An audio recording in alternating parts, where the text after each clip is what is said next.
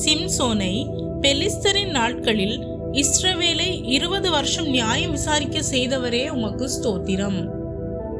தம்முடைய ஜனங்களை சந்தித்து அவர்களுக்கு ஆகாரம் அருளினவரே உமக்கு ஸ்தோத்திரம். கர்த்தர் உங்களுக்கு தயை செய்வாராக என்ற வார்த்தைக்காக ஸ்தோத்திரம். கர்த்தர் உங்களோடு இருப்பாராக என்ற வார்த்தைக்காக ஸ்தோத்திரம். கர்த்தர் உம்மை ஆசீர்வதிப்பாராக என்ற வார்த்தைக்காக ஸ்தோத்திரம்.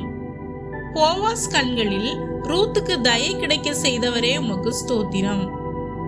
உன் செய்கைக்கு தக்க பலனை கர்த்தர் உனக்கு கட்டளையிடுவாராக என்ற வார்த்தைக்காக ஸ்தோத்திரம். இஸ்ரவேலின் தேவனாகிய கர்த்தரின் செட்டைகளின் கீழ் அடைக்கலமாக வந்த உனக்கு அவராலே நிறைவான பலன் கிடைப்பதாக என்ற வார்த்தைக்காக ஸ்தோத்திரம்.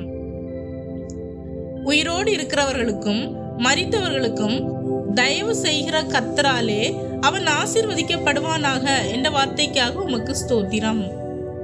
மகளே, நீ கர்த்தரால் ஆசீர்வதிக்கப்படுவாயாக என்ற வார்த்தைக்காக ஸ்தோத்திரம்.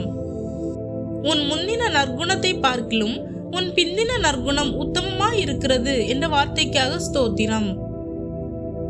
இப்போதும் மகளே, நீ பயப்படாதே, உனக்கு வேண்டியபடியெல்லாம் செய்வேன் என்ற வார்த்தைக்காக ஸ்தோத்திரம். கர்த்தர் இஸ்ரவேல் வீட்டை கட்டுவித்த 2 பேராகிய ராகேலை போலவும் லேயாளை போலவும் வாழ்ந்திருக்க செய்வாராக என்ற வார்த்தைக்காக ஸ்தோத்திரம். நீ எப்ராத்தாவிலே பாக்கியவானாய் இருந்து பெத்லெஹேமில் புகழ் பெற்றிருப்பாய் என்ற வார்த்தைக்காக ஸ்தோத்திரம். ரூத்தை ஆசீர்வதித்து ஓபேத்தை கொடுத்தவரே உமக்கு ஸ்தோத்திரம். கர்த்தருடைய சந்நிதியில் என் இருதயத்தை ஊற்றிவிட்டேன் என்ற வார்த்தைக்காக ஸ்தோத்திரம்.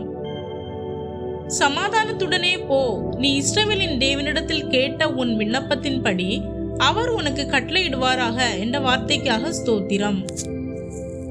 அந்நாளின் சிறுமையை கண்ணோக்கி பார்த்து அவளுக்கு சாமுவேலை கொடுத்தவரே உமக்கு ஸ்தோத்திரம். இந்த பிள்ளைக்காக விண்ணப்பம் பண்ணினேன், நான் கர்த்தரிடத்தில் கேட்ட என் விண்ணப்பத்தின்படி எனக்கு கட்டளையிட்டார் என்ற வார்த்தைக்காக ஸ்தோத்திரம். கர்த்தர் தம்முடைய வார்த்தையை மாத்திரம் நிறைவேற்றுவாராக என்ற வார்த்தைக்காக ஸ்தோத்திரம். ஆமேன்.